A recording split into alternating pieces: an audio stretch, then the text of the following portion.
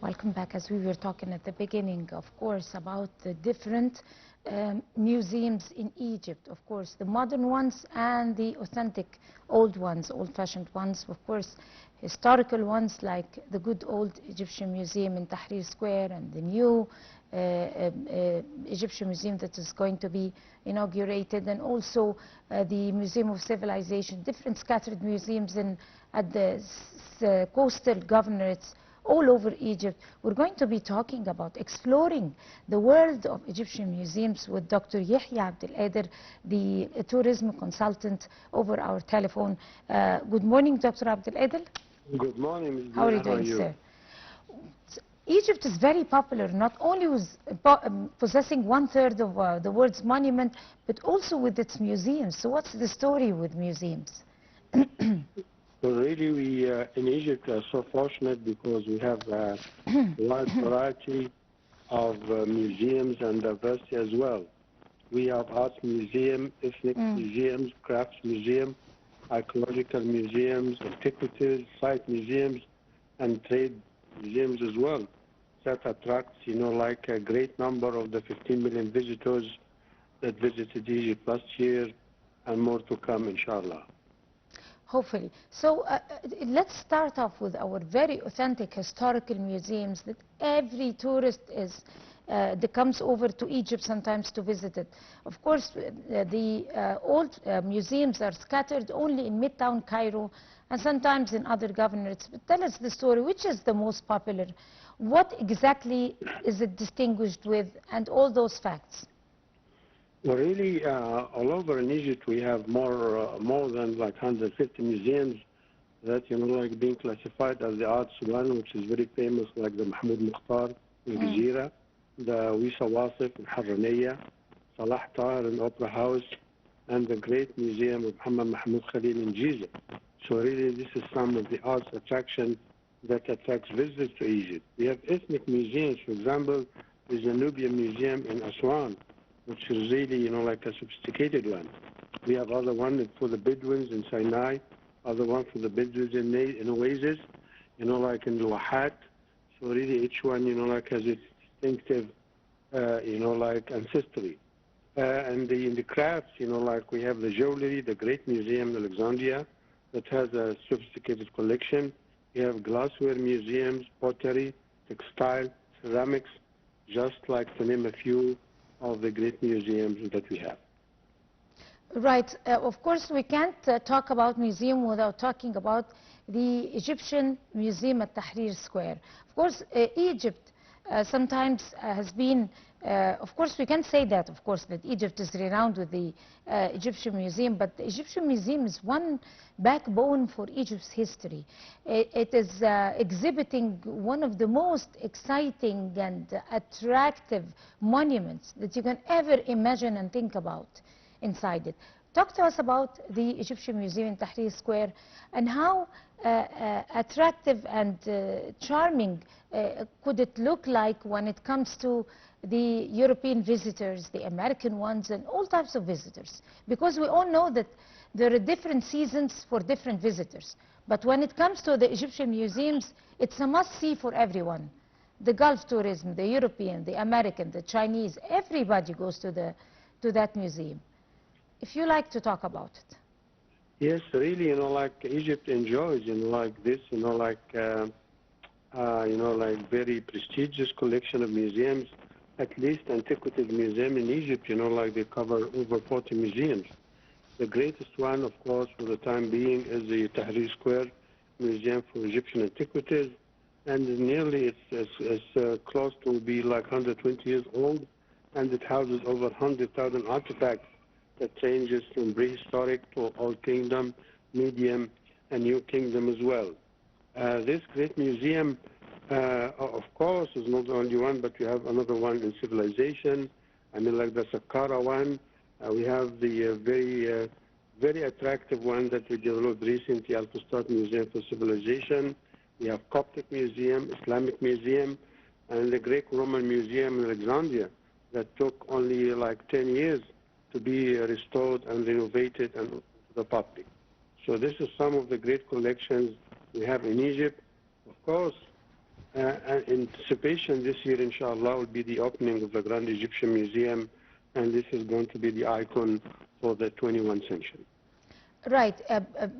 Moving on to, or let me take it from what you mentioned about the Grand Egyptian Museum. Of course, the Grand Egyptian Museum is going to take us to a whole new level of exhibiting our history. But at the same time, it's a state-of-the-art, modern state-of-the-art type of museum.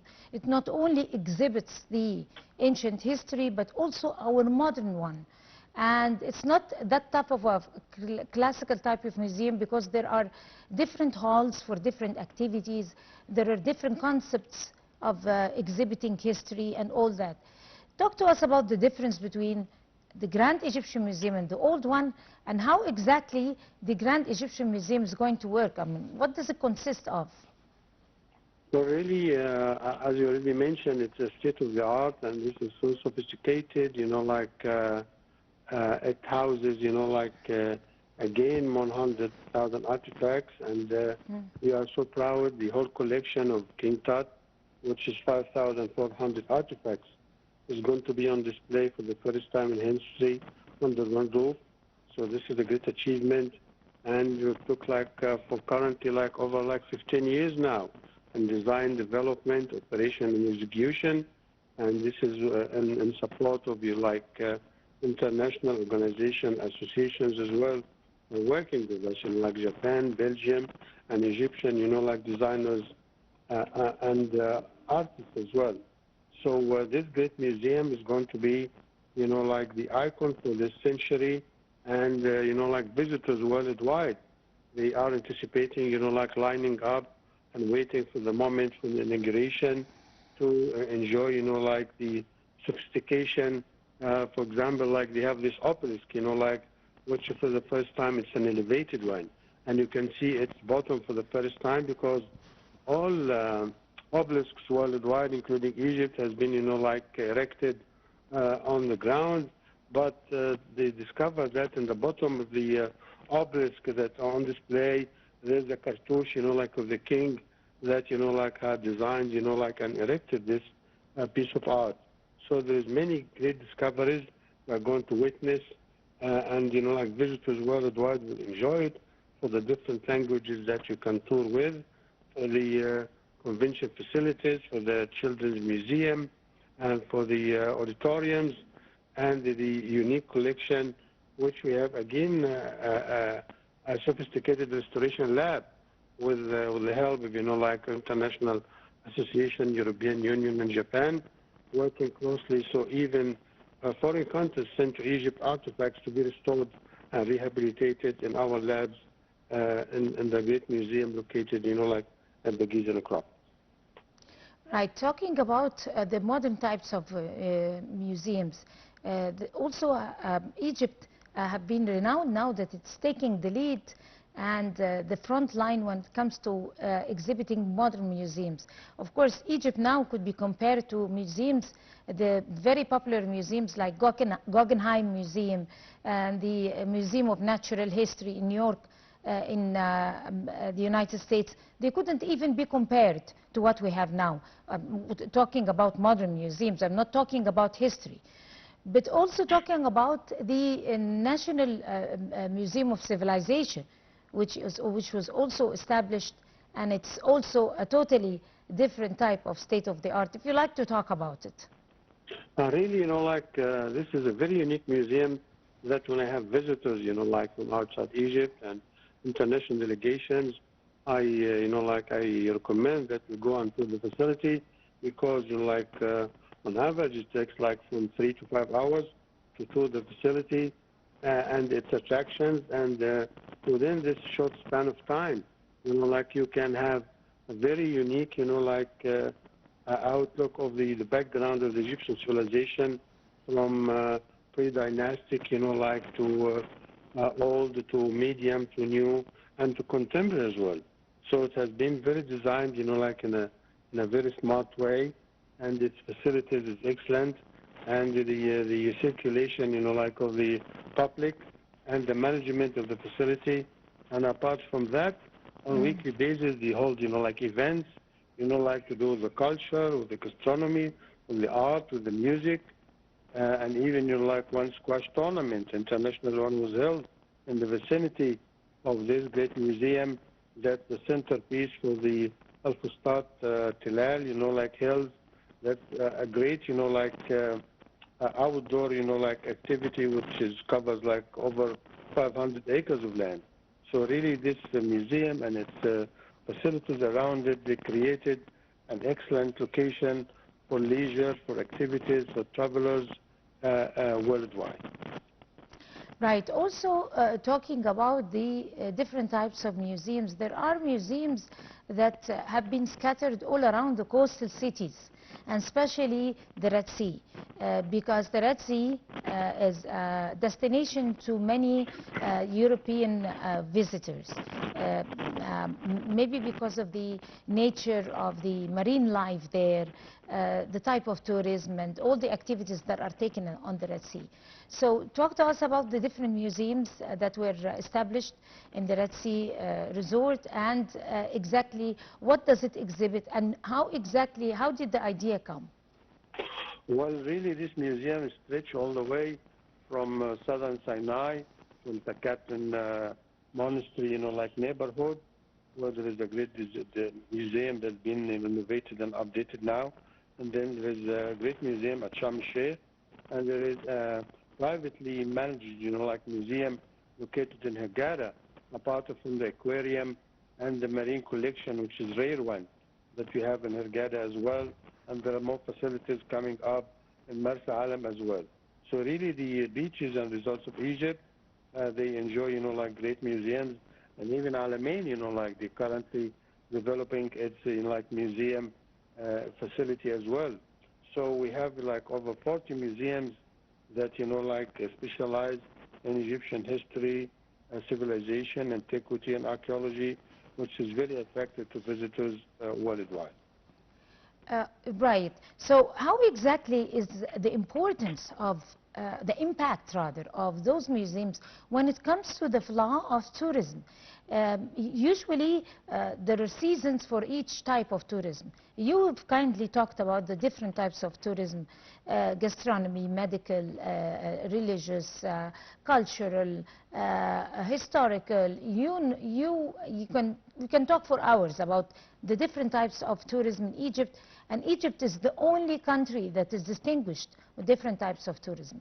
So when it comes to museums, it's all year type of tourism. If you like to explain that.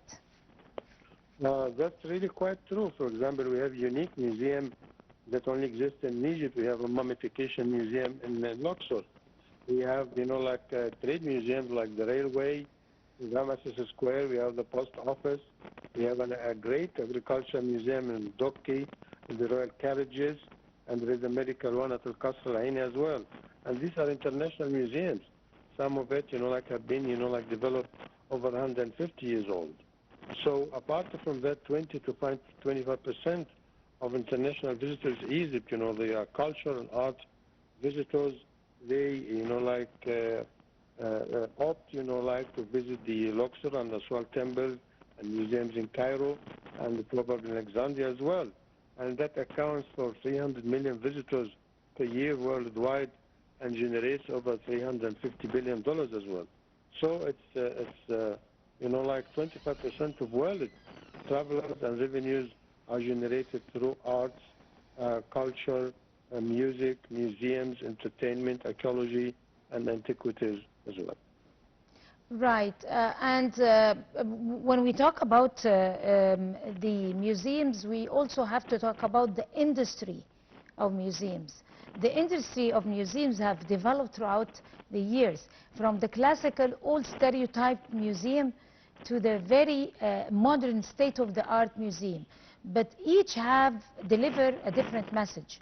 But at the same time, my question to you is that how important is the industry of museums and developing with this type of industry? Do you think it's in the favor of flourishing tourism, or we should stay with our classical historical image of museums as one of the richest historical countries? It's a great, you know, like support and assistance to enhance, you know, like the tourism industry.